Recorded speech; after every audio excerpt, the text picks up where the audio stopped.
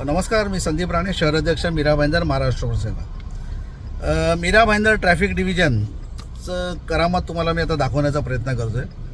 मीरा भाईंदर महानगरपालिकेच्या हद्दीत दैसर चेकनागा या ठिकाणी एक बाईक सवार होता. त्यांनी काही गुन्हा केला असल्यावर त्याला ट्रॅफिक हवालदारांनी पकडलं आणि ट्रॅफिक हवालदारांनी पकडल्यानंतर त्याला चार्ज करण्यात आला त्याच्यावर.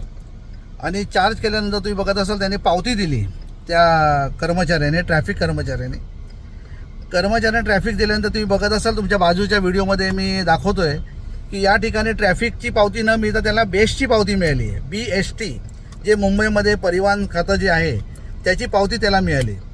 आता तुम्ही विचार करा, जर मी फाईन RTO मारते, ट्रॅफिक मारतायत आणि त्याची पावती जर बेस्टची मिळत असेल, हा कुठे ना कुठे फार मोठा घोळ आहे. लक्षात घ्या, मीरा भाईंदरमध्ये वारंवार ट्रॅफिकच्या माध्यमातून हा दिशाभूल लोकांना काय केलं जातं. ज्या ठिकाणी गरज आहे त्या ठिकाणी कुठलाच कर्मचारी नसतो आणि ज्या ठिकाणी गरज नसते त्या ठिकाणी 4 कॉन्स्टेबल त्या ठिकाणी दिले जातात. कारण SK स्टोन असेल, या ठिकाणी मॅक्सेस मॉलच्या इथे असेल, फार मोठ्या प्रमाणामध्ये माणसं त्या ठिकाणी बघत असाल कर्मचारी उभे असतात, वॉर्डन असतात. पण या ठिकाणी SK स्टोन फ्लाय उतरल्यानंतर त्या ठिकाणी कुठल्या प्रकारचं लक्ष नाही. प्लेझंट पार्कच्या रोडवर त्या ठिकाणी कुणाचं लक्ष नाही आहे. प्रफुल्ल वाघ यांना मी हा कृत्य ज्यांनी केलं आहे, गव्हाणे म्हणून एक कर्मचारी आहे, त्यांनी कृत्य केल्यानंतर आम्ही प्रफुल्ल वाघच्या साहेबांच्या कानावर घातलं. आम्ही लेखी स्वरूपामध्ये पत्र दिलं नाही, कारण कुणाच्या नोकरी आम्हाला खायची नाही. लक्षात घ्या. पण प्रफुल्ल वाघने साहेबांनी आम्हाला आश्वासन दिलेलं आमच्या सगळे पदाधिकाऱ्यांना की याच्यावर कठोरच्या कठोर कारवाई आम्ही करू आणि त्याची धडा शिकवायला पाहिजे. कारण हा एवढं मोठं गुन्हा कसा करू शकतो हा माणूस, ज्या हवालदारांनी दिलेलं आहे. त्यामुळे या हवालदारावर, या कर्मचाऱ्यावर गुन्हा दाखल व्हायला पाहिजे, शहानिशा व्हायला पाहिजे, इन्क्वायरी बसायला पाहिजे की ते त्याच्याकडनं आलं कसं. आणि BSTचे पण कर्मचारी कुठल्या कर्मचाऱ्याने त्याला दिलं ह्याच्यावर पण शहानिशा व्हायला पाहिजे.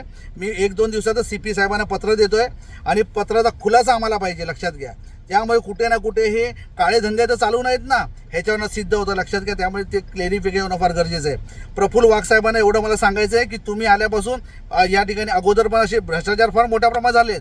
या ठिकाणी ट्रॅफिकच्या माध्यमातून लूट होते. लक्षात घ्या.